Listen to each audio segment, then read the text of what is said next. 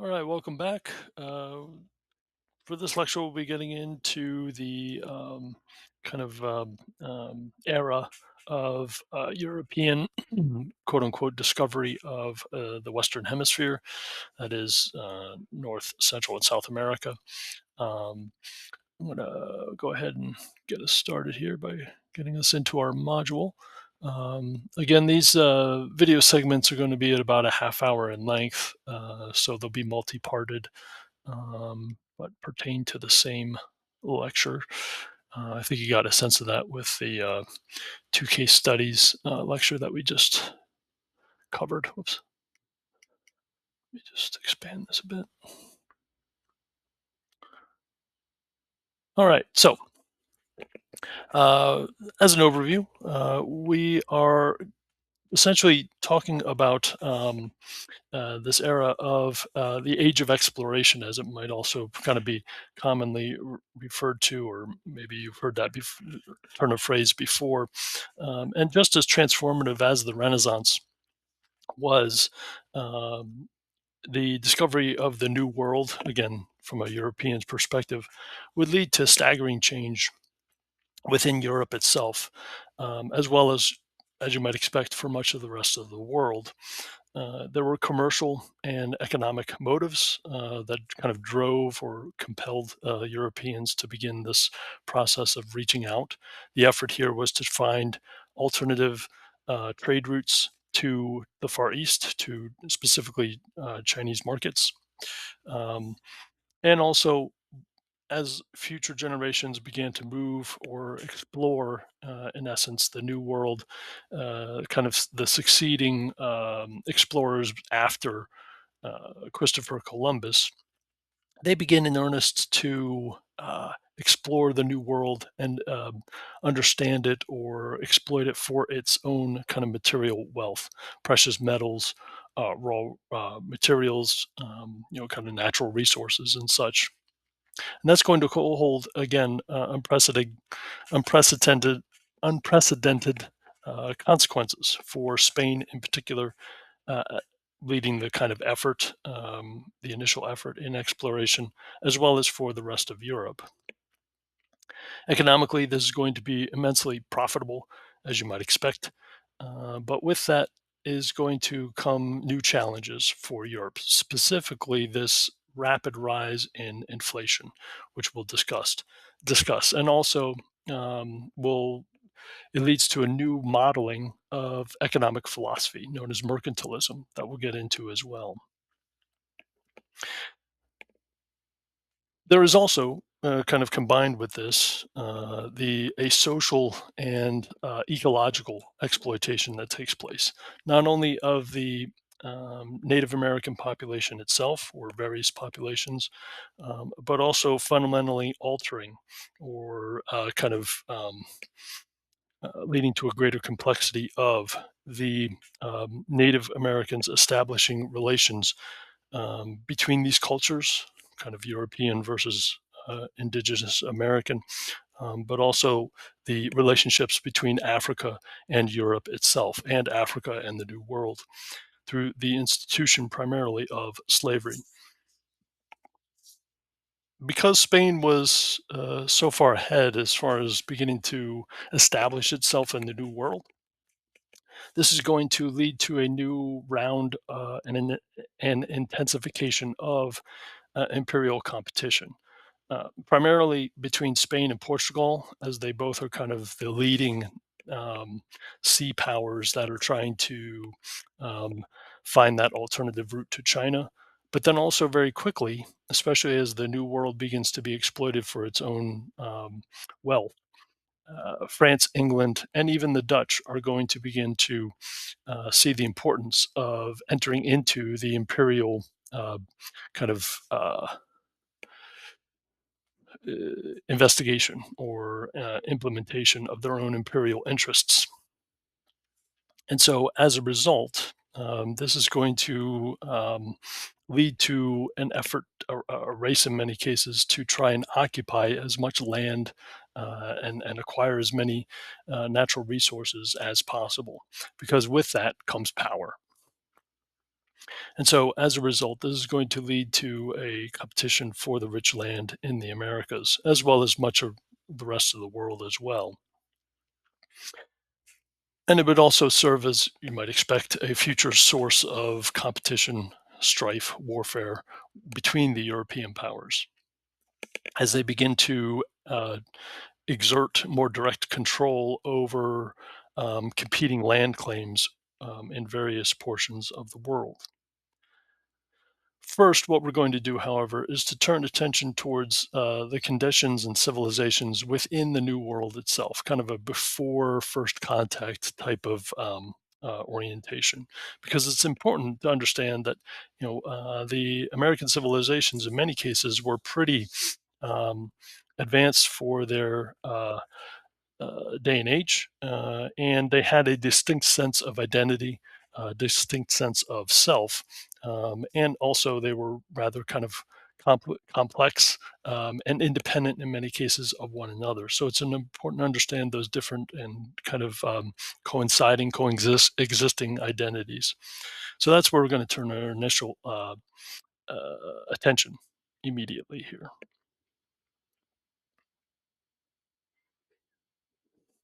So again, this is just a very kind of summary overview in many cases.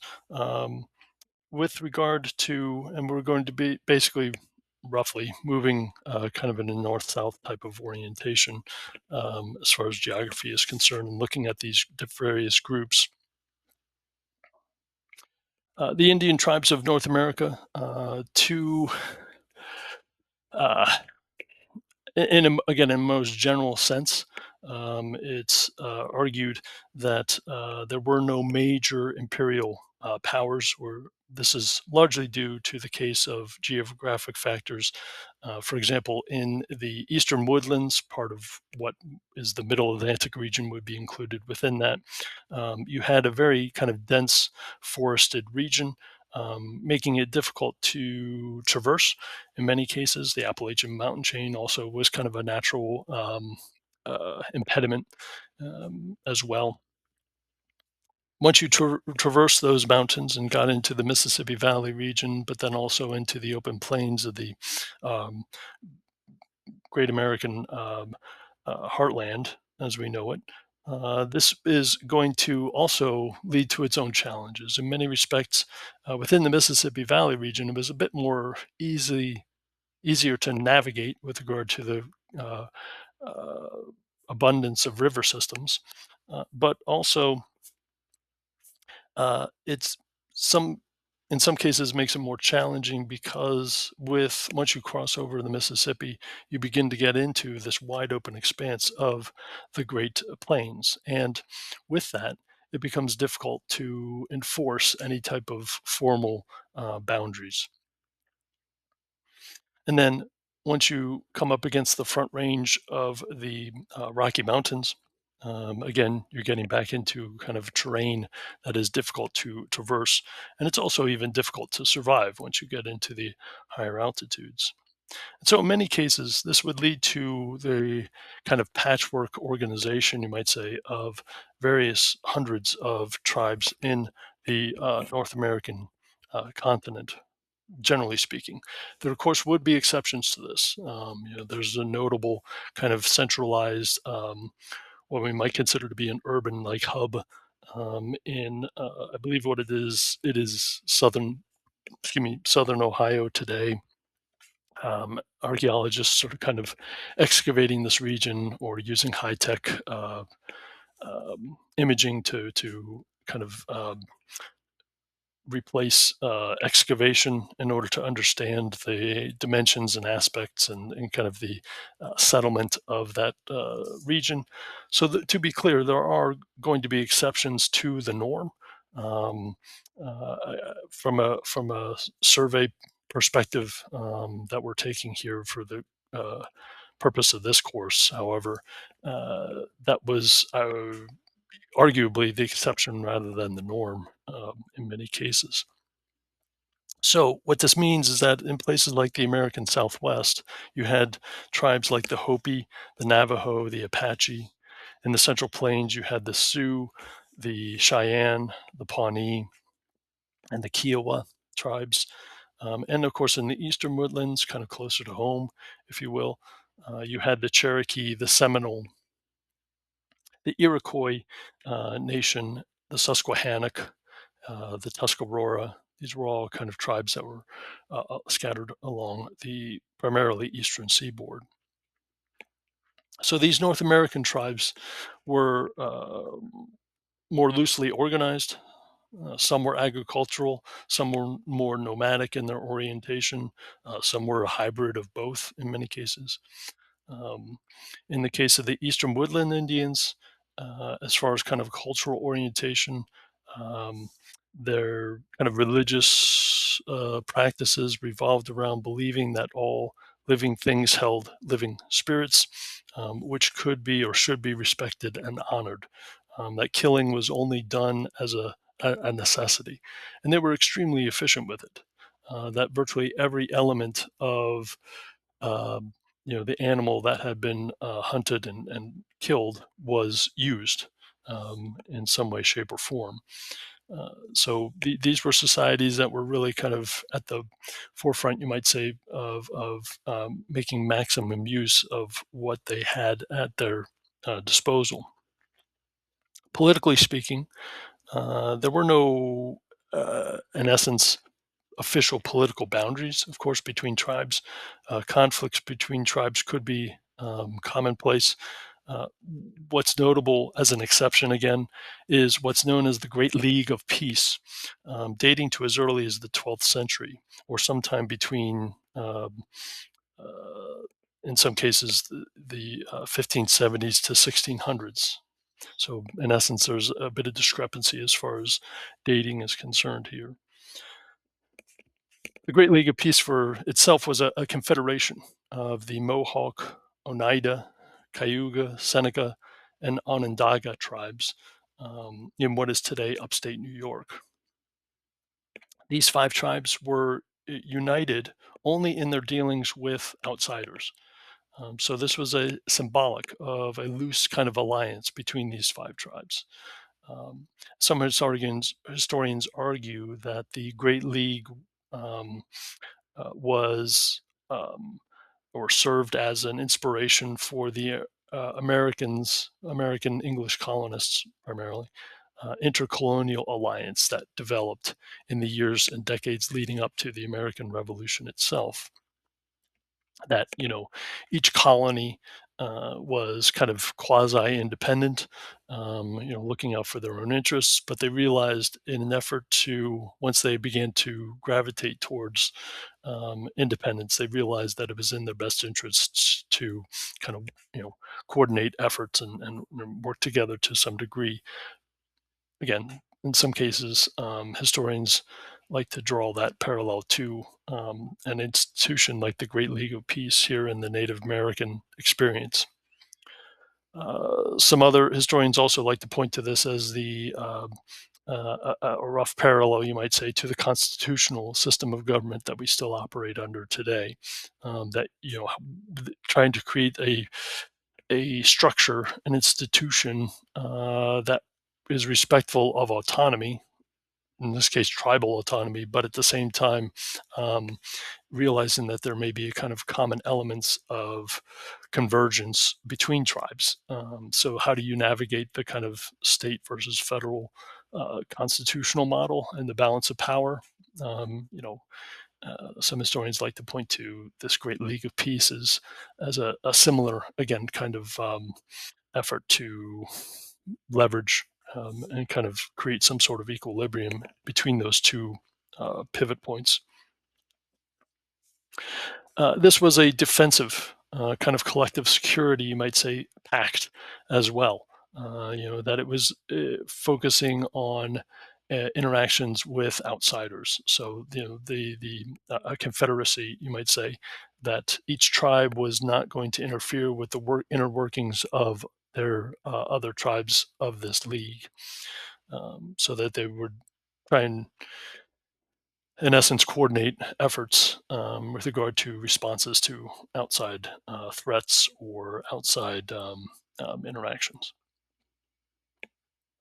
There was no land ownership, as Westerners would readily identify it. This would, in many cases, create a sense of conflict in dealing with Europeans as they became more established in the New World. Again, Europeans primarily were well versed in the acquisition and the kind of promotion of private property.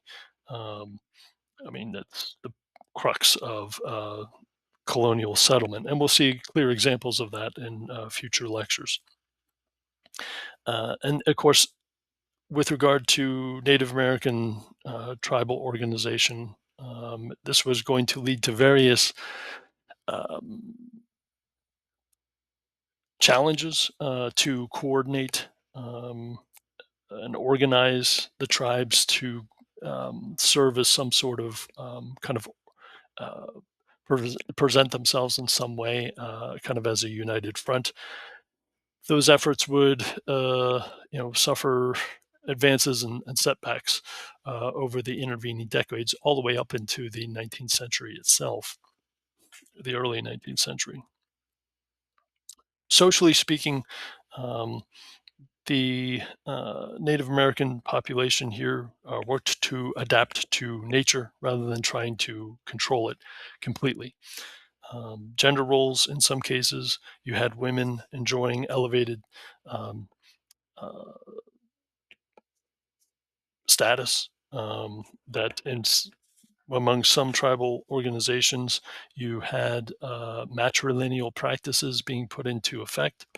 This is again where ancestry descended through the mother's line as opposed to the father's line or paternal line.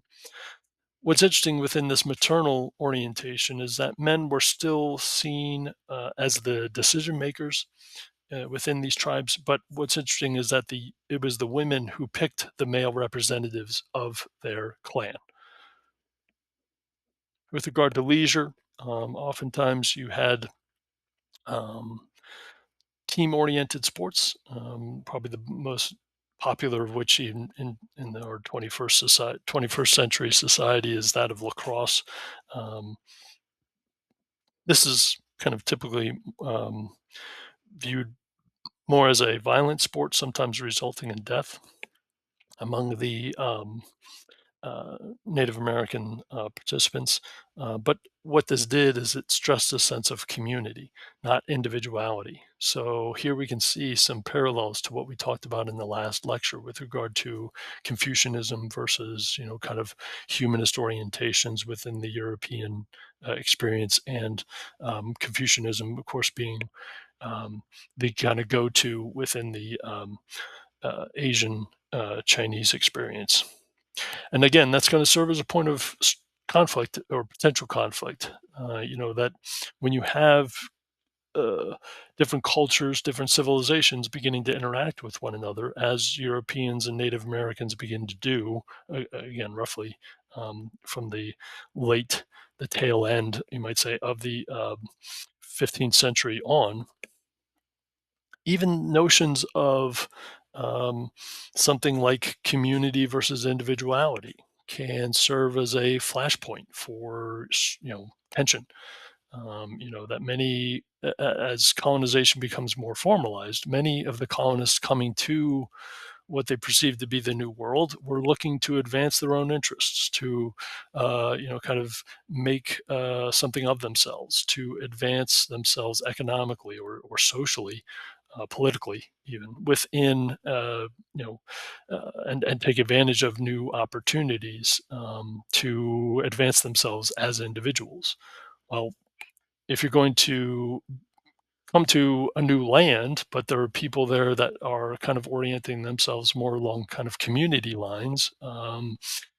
Again, you can see the potential here, hopefully, for uh, this sense of differing viewpoints that could lead to um, a, a lack of synthesis when it comes to best interests and the pursuit of those interests. I mean, that's not only going to be the case in the Western Hemisphere between Europeans and Native Americans, but also, again, as we'll see over the coming weeks, between Europeans and much of the rest of the world. Moving kind of southward, we'll go down to the Incan civilization into South America, and then move back towards Central America to round out this kind of first stage here, the first part of pre-existing Native American civilizations. Within the Incan civilization, which basically, geographically speaking, it was located in what is today Peru, Ecuador, and Chile along the Andes mountain chain in many cases. This was the youngest of the three largest civilizations, that being the Incan, Mayan, and Aztec civilizations themselves. The Incan civilization achieved prominence in about the year 1100 CE.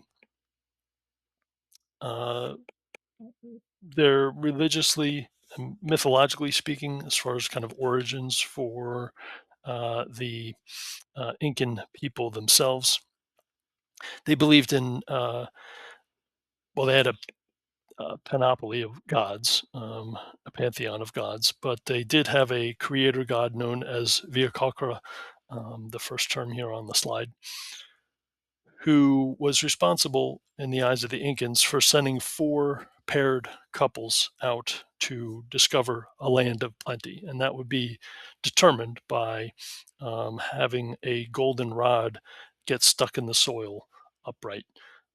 When these pairs found that site, this was going to serve as the center, you might say, of the future Incan society.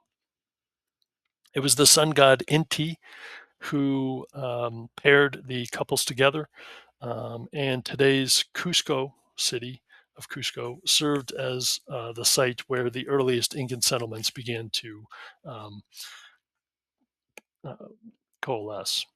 And this traces back to, again, this idea of the origin story, the mythology behind the Incan people themselves. By the 15th century, again on the eve of first contact with Europeans, Incan civilization was thriving. Again, we're talking about here an agricultural society, but they also were engaged in mining precious metals such as gold and silver, which they openly displayed in dress, artwork, and in the adornment of their local temples as well. It was a hierarchical society. Kings were seen as godlike figures. There were highly disciplined corps of soldiers as well. Um, they possessed a highly developed infrastructure of roads. So, in order to try and uh, have more of a uh, centralized or kind of overarching imperial like model, this meant that you had to tie the frontiers of the empire together more cohesively. How do you do that? Well, you link it physically by infrastructure, in this case, an extensive road network. So, right there, you can see a difference between the experiences in North America and the tribal kind of associations, and here in South America in the Incan experience.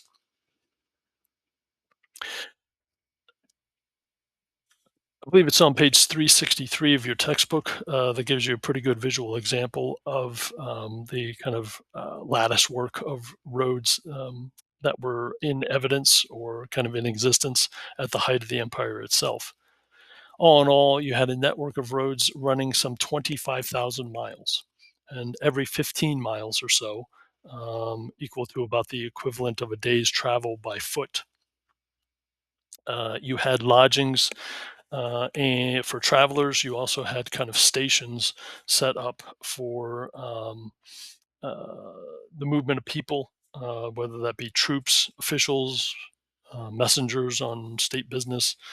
Um, that would be able to kind of move from station to station as they moved along from point A to point B.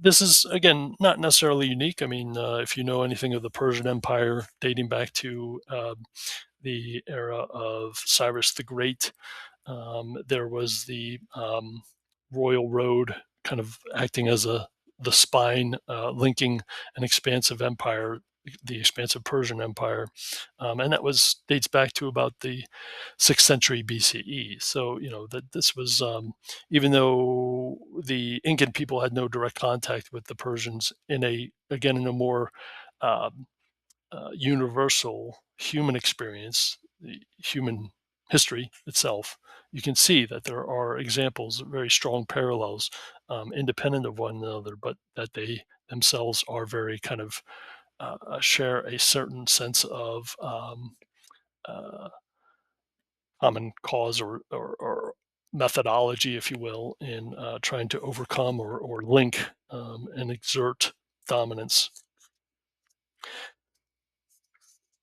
So, as a result, within the Incan experience, this meant that there was a relative ease in spreading communication to try and, again, unify identity, socially, culturally, politically, economically as well.